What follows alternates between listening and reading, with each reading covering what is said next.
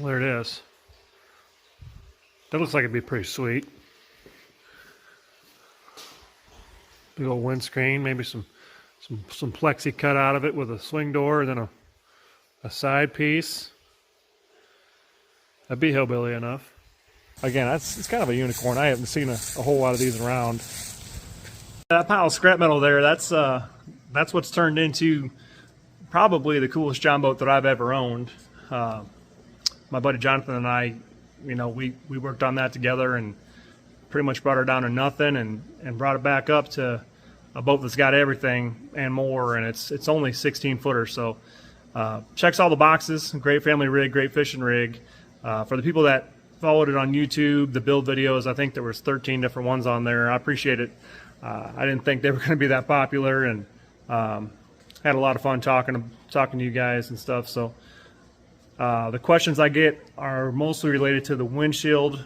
I've got a video on my YouTube. I'll put a link down there. It's going to talk about the structure, the welding, how it's all put together and stuff. It should answer all that, kind of give everybody a heads up on how all that's put together. But I'll do a quick walk around on everything here, and it actually probably won't be that quick. So anyways, check it out.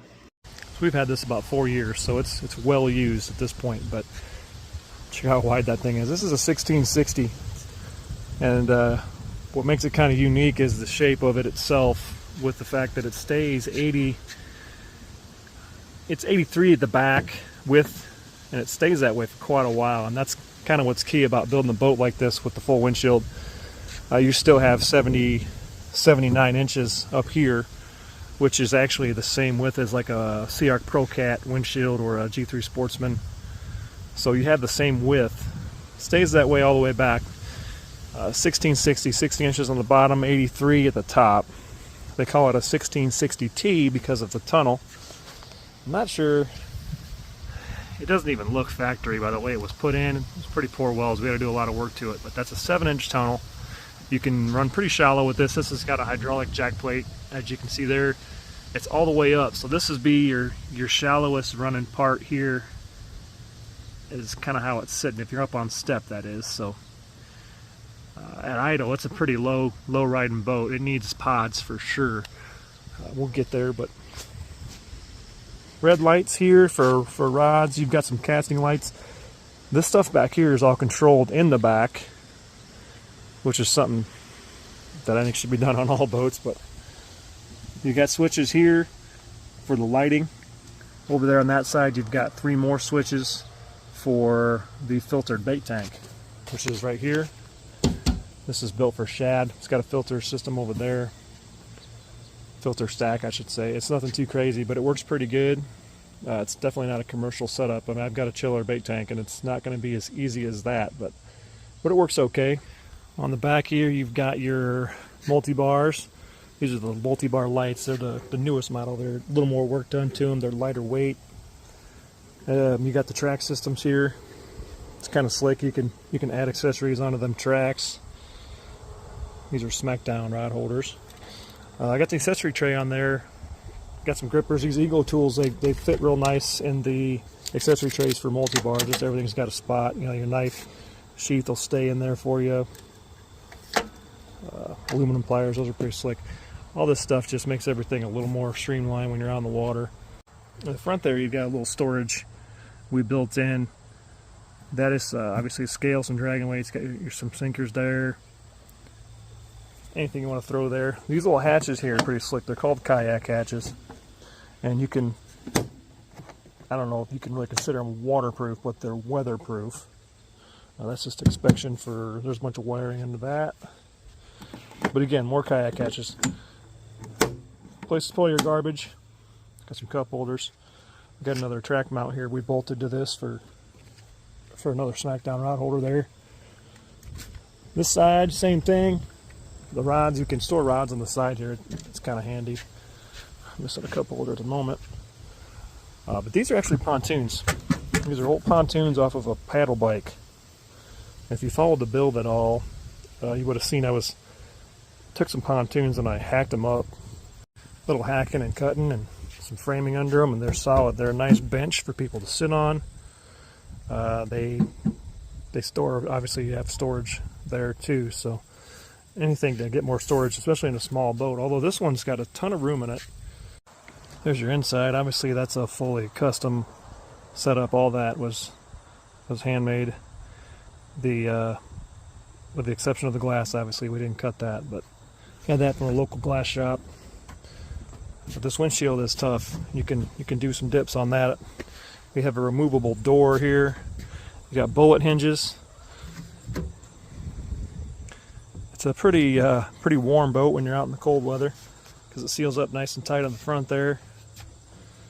But this door will come off in the summertime if you want. It's just, like I said, the bullet hinges. So a lot of space underneath the dashes. We've got a couple trash cans under there. There's one for garbage. The other one's got some randomness in it. But again, more storage under here. We can slide a cooler under there if we want to. And then, again, more storage under the dash. There's just a lot of room in this boat for as small as it is. Helix 10 on the right there. You've got a little Garmin 4. And then this is actually a turbo gauge. Excuse the beep there, but that's a turbo gauge. And it's for water pressure, but you know, this is actually cheaper and it says turbo on it. So I mean, why wouldn't you want that in your boat?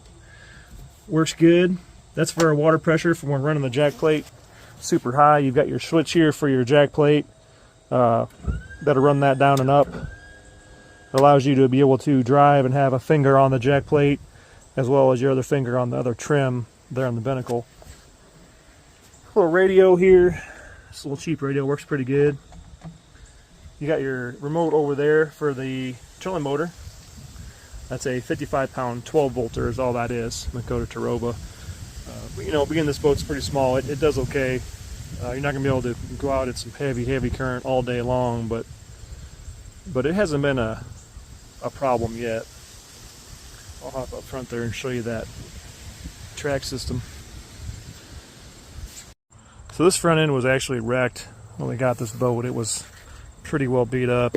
As you can see, it's getting that way again from all the anchor pulling and everything, but it had hit something pretty hard going pretty fast from what we could tell. Had to take everything apart to straighten it out and get some new rail and stuff. But at the end, we built in an aluminum front here. Gave us a nice flat spot to mount that. And obviously, this is called toe board.